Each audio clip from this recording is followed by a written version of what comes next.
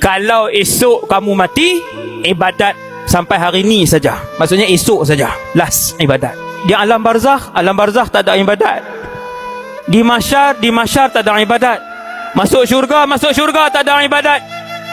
Masuk neraka siang malam pagi petang kamu akan disalai, dilanyak oleh para malaikat, dihentam dan dikatok oleh para malaikat. Tak ada ibadat.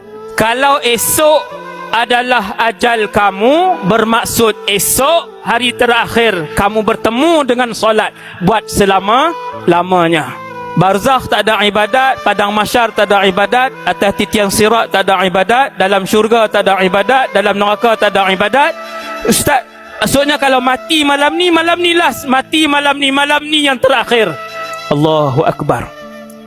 Allahu Akbar kabira, walhamdulillahi kathira, wa subhanallahi bukratan wa asila. Itulah lafaz terakhir kita kalau malam ni kita mati. Kenapa orang soleh ahli ibadat menghabiskan masa mereka dengan ibadat? Baru kita faham pasal apa orang baik banyak pegang Quran, kenapa orang baik banyak pegang tasbih, kenapa orang baik sembahyangnya lama, doanya lama, zikirnya lama. Kenapa orang baik suka puasa sunat? Kenapa orang baik al-muhsinun bila bersedekah kerap bersedekah? Kenapa? Sebab mereka faham selepas mati tiada ibadat.